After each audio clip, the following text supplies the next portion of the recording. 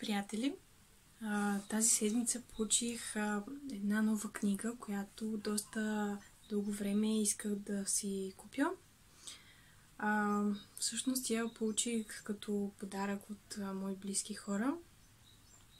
Книгата е на духовна библейска тематика. Казва се Пророчеството за звездата. Исторически и археологични доказателства. В книгата се проследява последната седмица от живота на Исус Христос. Автора се казва Силвия Павлова.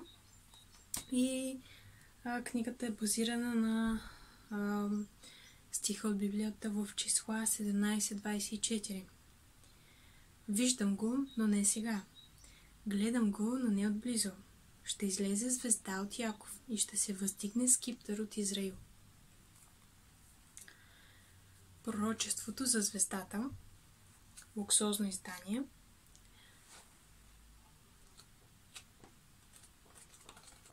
Целият екип, заедно с автора, които са създавали съдържанието на книгата, са имали предвид да докажат съществуването на Исус Христос, това, че Неговото възкресение, Неговото страдание на кръста са истински исторически събития.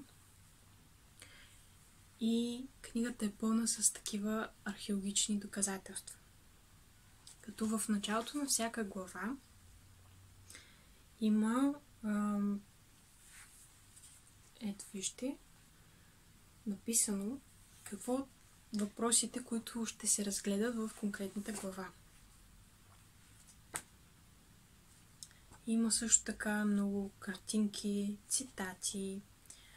Освен всичко, понеже много от местата могат да се видят географски наживо, има места в интернет, които също са свързани с книгата.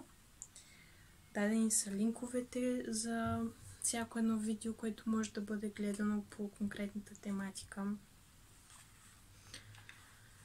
И всъщност книгата няма за цел да бъде религиозна, а по-скоро историческа.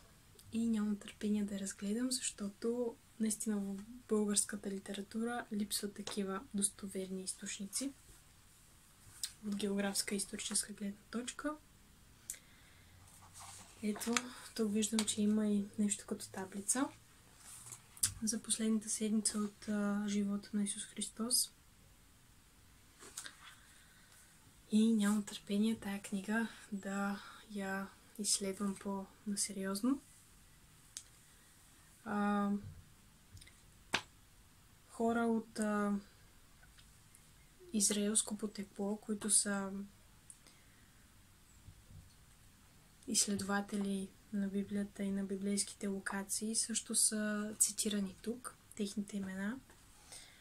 И много може да се научи от едно такова четиво.